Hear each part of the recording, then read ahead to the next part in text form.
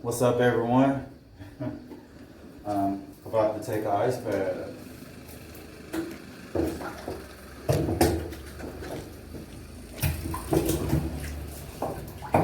Put ice into my bucket. This video is basically going to be a video about my whole progression of taking ice baths over the past 6 years. And for the past 2 years, I've been absolutely, completely consistent, where I have taken at least 2 ice baths every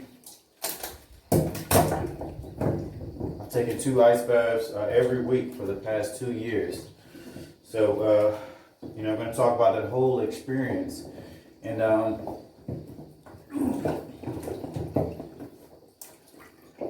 this will kind of help me get through the ice bath also by talking about this whole experience while I take the ice bath. And I got my timer going, 36 minutes. And yeah, so I'm gonna bounce around a lot in this video. I'm just gonna pretty much just regurgitate a bunch of what I've learned through this whole evolution of taking ice baths, and kind of tell you my ideas about the whole of this process, how everything with this works as a whole. Some people talk about the experience, what it can do short term, but I have a lot of experience with this, so I decided to make a video about a comprehensive video about what I experienced with this.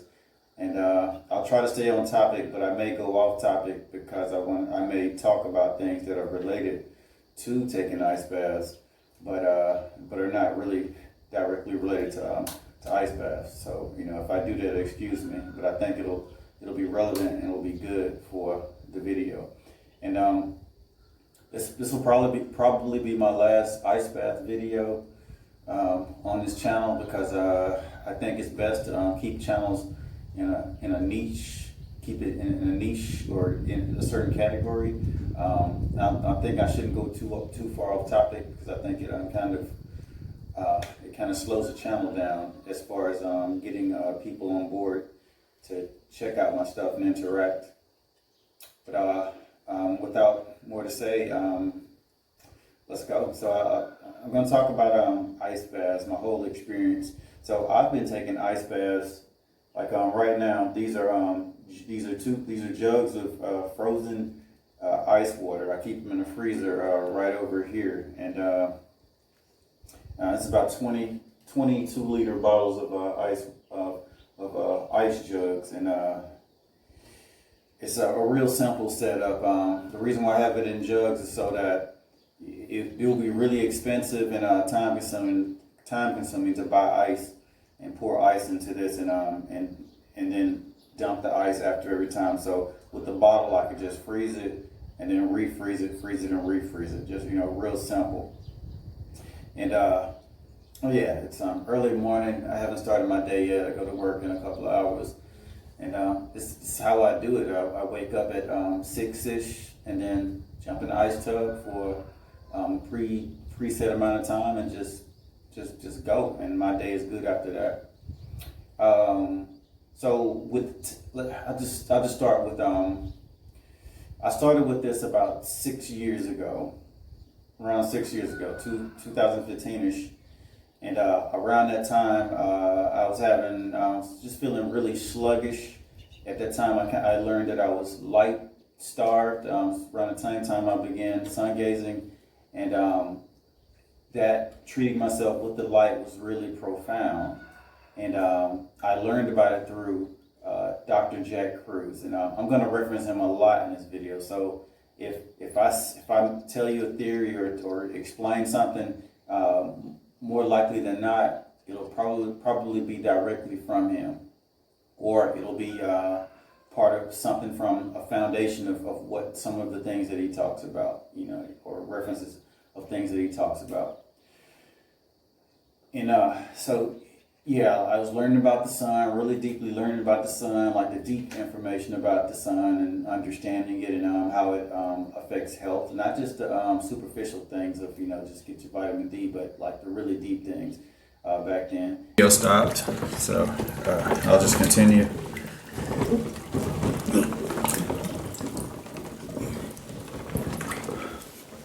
So yeah, what I was saying was that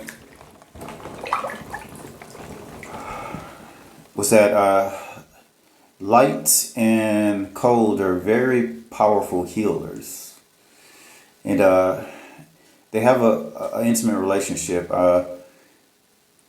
Light helps your body absorb.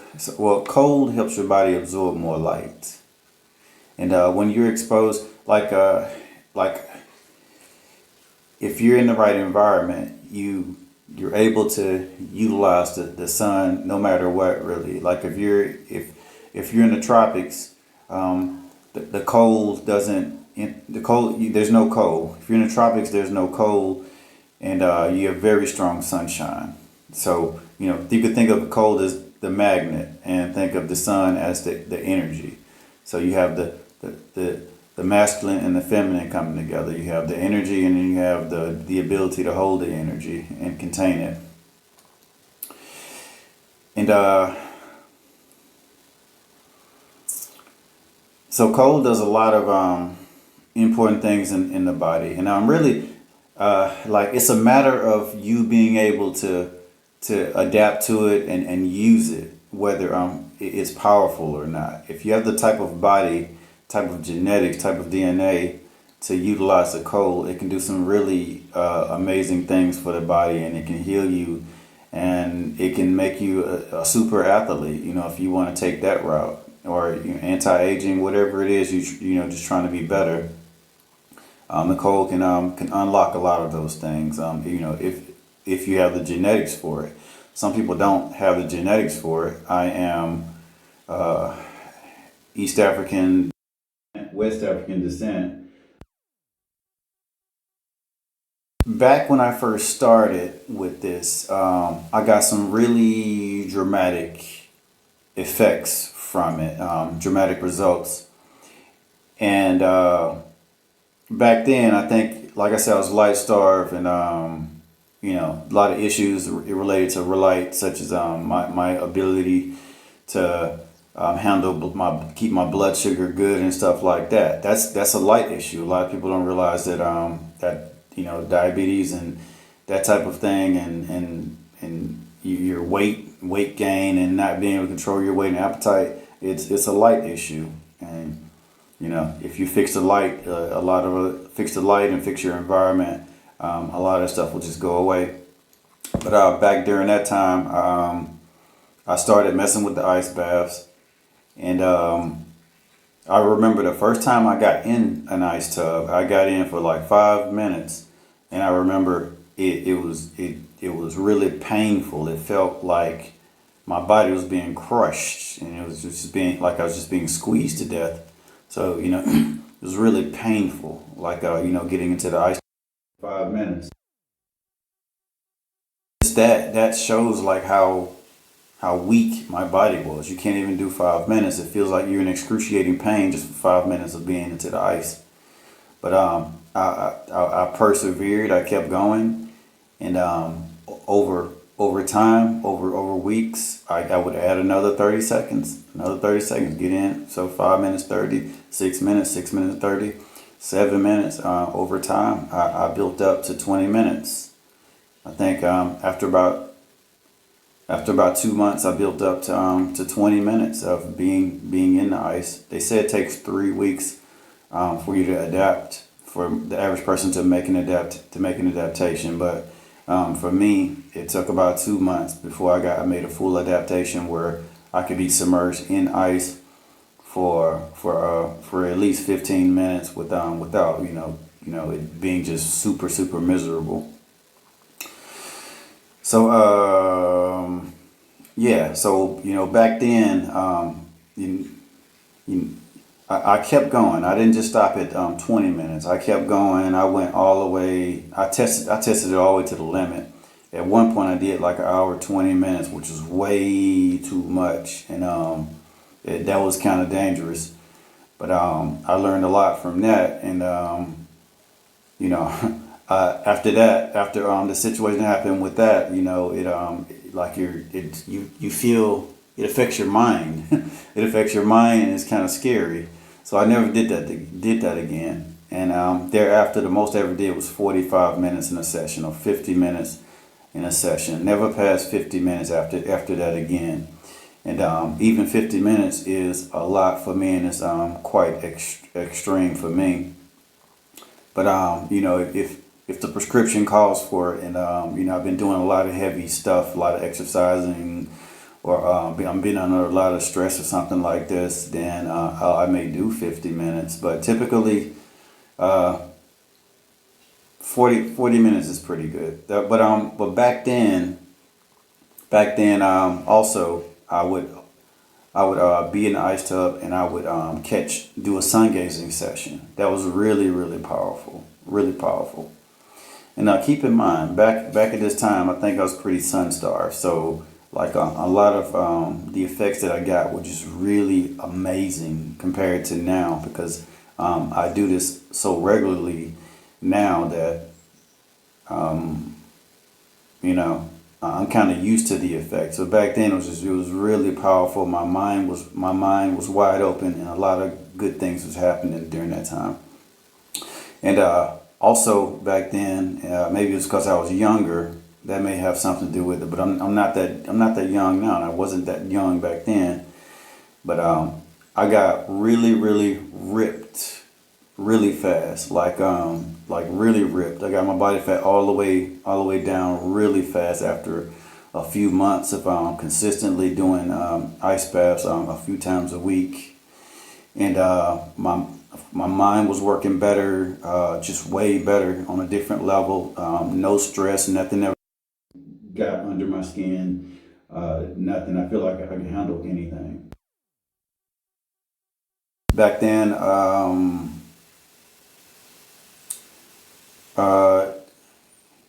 yeah. So, but if you compare like to now, like how good is my metabolism now? Can I get ripped from this now? Just 6 years later. Well, with now, the biggest difference now is that I guess because I'm old, I'm 6 years older, but now I do drop weight pretty easily when I do this, but I also gain it back pretty easily. So you get it, you lose it, but I gain it back quickly. That's the difference now. So I guess some of our responsibilities of getting older, you have to stay on top of your physical fitness regimen, like, in shape.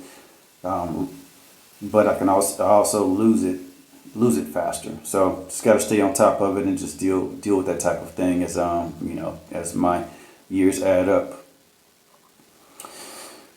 So what else? Oh yeah, ketogenic diet.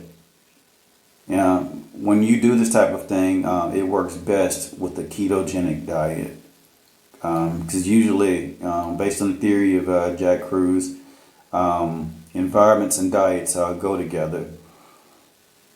Environments and diets go together, and if you're in a cold, freezing environment, usually there's no carbohydrate type food available. There's only fat related food available.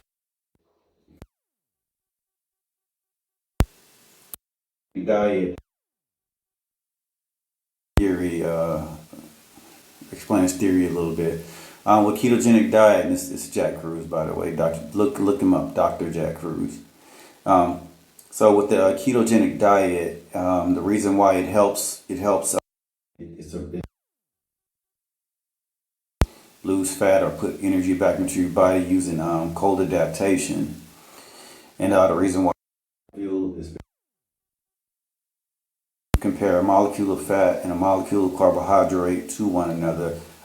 Fat breaks down into one molecule of fat breaks down into 147 ATP, And 1 molecule of carbohydrate breaks down to 29 ATP. So fat is 4 times, it has 4 times the fuel of a carbohydrate. And if you're sick, or if you're gaining excessive weight, it's a sign that your body is losing energy. It's not a sign that you're being lazy or something like that. It could be discipline, but in general, it's a sign your body is losing too much energy. So it's trying to save. Everybody thinks it's starving. Going to weight. In that, if that's the case. A clue with this, if there's strong sunshine out, it's easier to lose weight. Some people think it's because of you're being active and stuff like this. Maybe that plays a role, but it's because you're getting more sunlight, more free energy. You're probably grounding more. You're probably getting all this free energy from your environment. So you're able to keep the weight off. And if you're under cold conditions in the cold season, if you're under cold conditions in the cold season, then you need more energy. And I'm a little bit cold, and this is I'm having trouble right now. So yeah, so ketogenic diets work well with this, and that's what I was doing back then when I first started. I followed Dr. Jack Cruz's advice all the way to the T. I was doing ice baths, doing ketogenic diet, intermittent fasting, where I would stop eating around 2 p.m. Like eat the majority of my diet before 2 p.m. and high fat diet before 2 p.m. and that worked like a charm for me. Now I just implemented back the ketogenic diet, and that was kind of the missing link. It really helps keep the weight off, and it helps me keep control of my energy, and also I'm losing. I don't really have the desire to eat. I can still perform. My mind's working well, and I can exercise a lot without being hungry or even thinking about food. So lately, 2 p.m. stop eating, and I'm fine. The rest of the day is good. I even work out. I work out in the evenings, and do good workout, and I'm still not tired. And then when it's time to go to bed, I just fall asleep because I followed those simple rules. So ice baths.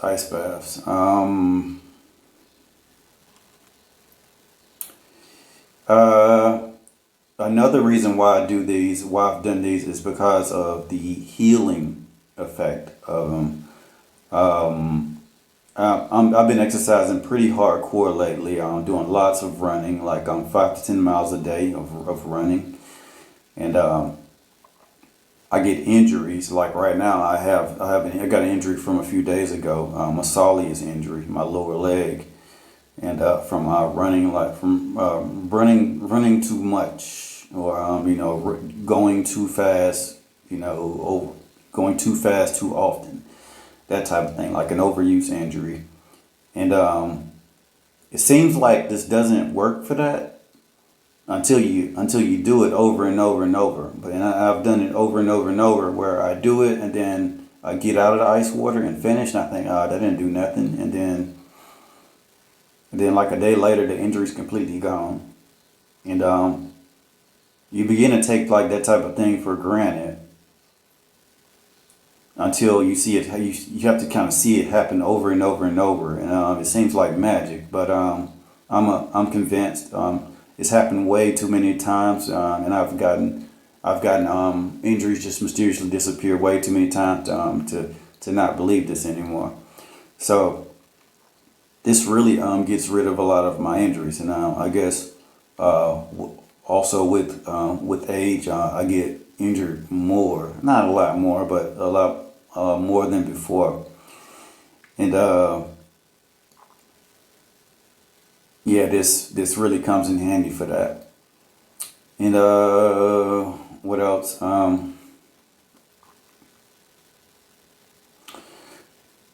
Uh, with the ice baths, oh yeah, time. So oh yeah, I think yeah. So um, with time, I do my time over the season, or as the season goes, I modify my time. Like right now, I'm down to 36 minutes. I got alarm set right now for 36 minutes, so that's where I'm at. At the peak of summer, I was doing 45 minutes. 45 minutes, and as the season progresses, I reduce it in increments of three minutes. So this is a 36-minute session, and in 2 more weeks, it's going to be a 33-minute session. And in 2 weeks after that, it's going to be a 30-minute session, and then a 27-minute session, and then a 24-minute session, and then a 21-minute session. And by that time, I should be in around the month of December, and or yeah, close to the month of December, and it's going to be freezing cold here. So there's no need for the ice bath anymore at that point, and I may even do it earlier. Then I could go and just get into the ocean, go outside and get into the ocean. Because lucky for me, I have an ocean pretty close to here. I could just like take a 15-minute walk, go jump in the freezing ocean. And the ocean is a bigger challenge than this right here, because the ocean water is salt water, and salt water lowers the freezing temperature of water. So ocean water is colder, and so you can make water colder by adding salt. But that could get, you got to be real careful with that, because that could get dangerous, because you can't really tell the temperature of it. Like something, if there's a lot of salt in the water, something can freeze, and you like if there's like a lot of salt in the water, something can freeze without the water actually being froze itself. So it's real tricky, and it's not something that you want to play with. So around January and February here where I am, it's ridiculously cold. So no more ice baths, no more ocean dips. It's just way too cold. It's cold. Like all you gotta do is just go outside and take a walk, and you get the effect of the ice bath from that. Ooh, I'm shaking it a little bit. So that's what I've been doing for the past two years straight, 2 years or more straight. I've been doing a couple of ice baths every week for continuously for 2 years, and except for January, February, where it's just way too cold. So I've been real consistent with that. So over the past 6 years, I've been consistent with it, but I do it on and I've been doing it on and off over the past 6 years because of the type of work that I do. I move around a lot, and I have to get a brand new setup, a brand new ice bucket, buy a new freezer, all that stuff. And sometimes I'm not able to get it done in a timely fashion. I just kind of forget about it for a while. But because of the recent situation with the pandemic, I've been in one place for about 3 years. This is the first time in a long time where I've been in one place for 3 years, and I got some big plans pretty soon to hit the tropics again. I really long for going back to the tropics and being under strong sunshine. I'm really so I'm really ready for that. So I'm kind of planning for that over the next few months. Something big, get out of here and see something different. I love this place. This is South Korea, but the tropics is something else. It's indescribable. And I also want to hit the equator, but it's a lot more difficult to hit the equator nowadays because of the politics of travel in regard to the virus and all of that. So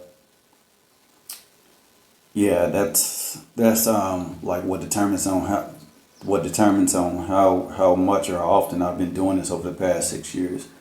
So I've been real consistent over the past 2 years, super consistent, really sticking to this. And long-term effects of this that I've seen. Yeah. So if you do this long term, your body begins to make like long-term adaptations. I've made some long-term adaptations with this. And what I mean by long-term adaptations is that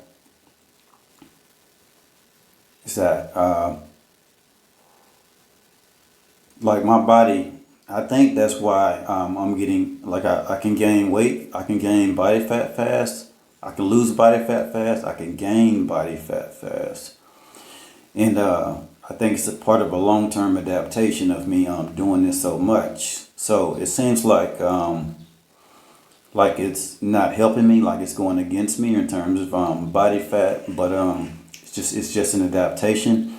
The native people here, they have to deal with very, very cold winters. So some of them can gain lots of weight quite fast, and they also have the ability to lose lots of weight quite fast. So that's something that I've noticed here with the Korean people.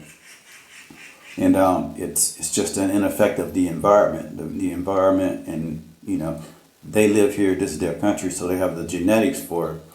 So I'm kind of picking up on some of those genetics also. I'm unlocking some of that DNA also. So it's affecting how my body fat, my body's ability to lose fast and gain fast, and that's beneficial in some cases. Because if it's cold, your metabolism and your mitochondria have to work better. They have to kick up. They have to kick up the pace and increase their energy production. And that's another benefit of this is it forces your mitochondria to work. It forces your mitochondria to burn fat and use fat as fuel. And remember, fat is fuel. Fat is the best fuel. Fat is 4 times the energy of a carbohydrate. So you really want to teach your body to burn fat. That's why ketogenic diets work. That's why ketogenic diets work. It's why fasting works, because it forces your body to burn fat versus burning carbohydrates. Now, and here's how you know that's true. Your body can only hold 3 days of carbohydrates, but your body can hold about 2 months of fat. So your body's preferred fuel is fat. And I don't know if you've tried like bulletproof coffee or something like this, where you drink coffee with a stick of butter in it. Your mind just really turns on because you make ketones. Your body's preferred fuel is fat, and taking ice baths pushes your body. It trains your body to use fat all the time. Use fat all the time, and in preference to a carbohydrate. And when your body's using fat, it's a preferred fuel is fat. It's using fat like it's supposed to. You can think better. You can go without eating longer, and you're not a slave to food. Now, if you're a slave to food, where you're eating a snack every couple of hours, that's probably related to your body not being fat adapted. And long-term adaptation. So I've been in South Korea for the past 3.5 years. I've been consistent with ice baths for the past 2.5 years, and I've been making the adaptations Yeah, part of the reason why I did this also is to deal with the winters better here. The winters are really, really cold here. And when winter comes, I want to go outside and play. I don't want to stay home, stay inside and just try to hide from the winter. So that's part of the reason why I did this too. So that I can have those long-term adaptations so that, when everyone's miserable, I can still go out and play. And also my body is getting those long-term, I'm unlocking those long-term genetic potentials. I'm unlocking the DNA, my dormant DNA. Even though, once again, I am African descent, and this probably it's not that powerful in terms of my genetics, but I do have these genetics. I am human, so I can unlock them to a degree.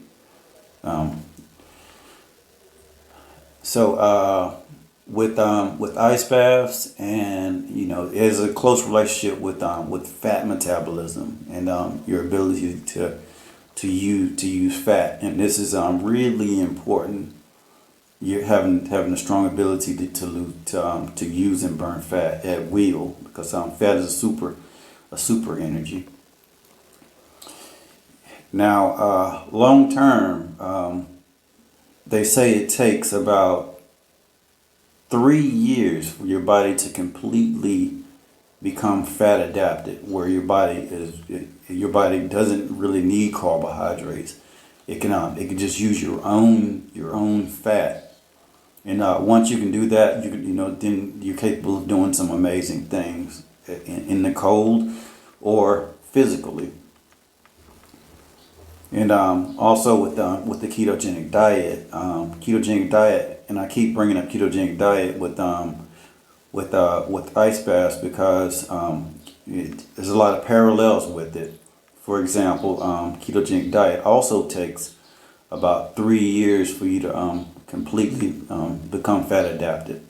Not necessarily 3 years, but let's say 1 to 3 years for the pentose phosphate pathway to open up. Pentose phosphate pathway is I'm probably going to kind of mess this up, but the pentose phosphate pathway is when your body has the ability to basically metabolize fat the same way you metabolize a carbohydrate.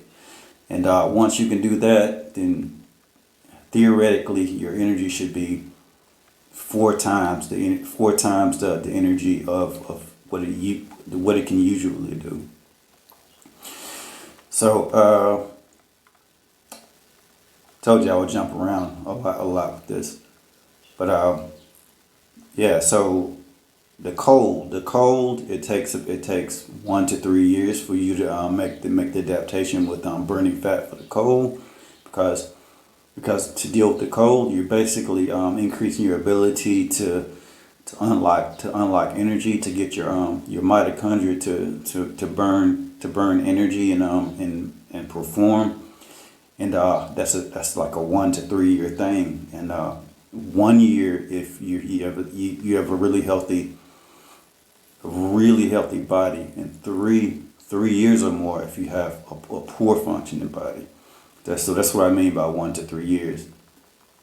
And it's the same with the ketogenic diet as well. Yeah, that's the same thing. So with the ketogenic diet, if a person first started a ketogenic diet, it would be difficult for them to consume a lot of fat, and their body would kind of reject it. So they would have to start small and over time build up to where, like for example me, when I first started the ketogenic diet, like I would eat like butter. Butter is one of my things, but it's not just all butter. Also high fat nuts.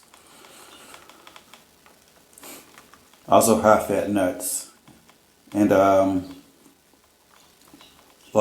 in the beginning, I could eat like half a stick of butter. And then as I made the adaptation, probably like a year later, and also because I was doing ice baths too, that speeds up that process, I was able to eat like lots of fat in one sitting, and it felt good. All it did was just turn me on. Like for me, eating a big glob of fat was like eating sugar. It just really turned me on. It's like, ooh, turned on. So that seems to be kind of important. Teaching the body how to utilize its own fat. You know, our bodies forget how to metabolize fat because of how, the way we take care of it. Our bodies forget how to do it. So we have to remind the body how to do it by doing things like the cold training, which forces your body to burn fat, the ketogenic diet, which forces your body to burn fat, and then your body has to learn and train itself on how to do it, because you actually have to teach your body how to metabolize fat, and fat is the preferred fuel of the body. Remember, 2 months of fat, 3 days of carbohydrates. So yeah, my timer just went off. I'm looking at my computer screen. My timer went off, and what else do I want to talk about before I wrap this up? What did I miss? So let's see. So I talked about the long-term adaptations. I talked about reversing your body's ability to use fat. I talked about the healing potential of this, using the ice bath.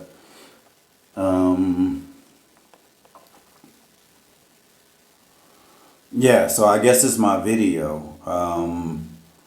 Again, I probably won't make a video like this for probably ever again on this channel, or never say never, but I don't have any plans to make another video like this anytime soon. So I hope this was informative to you. I hope you learned something from it, and I guess what I wanted to give you with this video was like some raw data, my own personal anecdote about this. A lot of people, they read stuff and they tell you what they read, but I want to be able to share my experience and tell you what happened to me. Like I'm doing this. I'm in the trenches.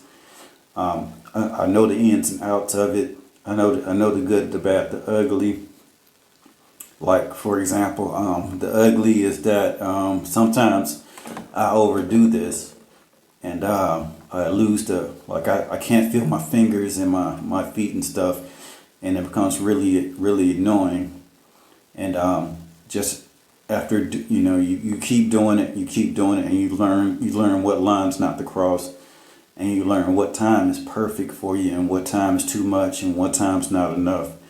And I've been in the trenches doing it like that. And yeah, in regards to that in time,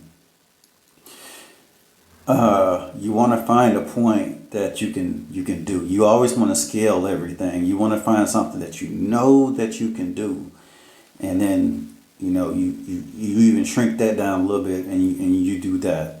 And what I mean by that, like for example, the time that I use now, 36 minutes. I know I can do 36 minutes. I could probably do 50 minutes, but I brought it down to 36 minutes. I do something that I know that I can do. You always want to scale everything, just like with exercise, you want to scale it down to something that you can do easily. Like, if you exercise, you did a push-up, you hadn't exercised in a long time. You may want to start with the girl push-up, something that you can master. You can probably master the regular push-up, but if your body's not ready for it, you should start with the girl push-up, something that you could just do and master easily. And that's what I do with the ice, and it's the approach that I take with a lot of the things that I exercises and the other things that I do for adaptation. And you probably wonder why I do this. I do it to unlock DNA and give me other advantages. I'm all about unlocking DNA. You know, you can unlock DNA in so many different ways. You can do it through travel. You can do it through doing different things, different environments. Travel's a biggie with unlocking DNA. I'm rambling right now. Okay, so that's my video, and that's my time actually. I'm freezing.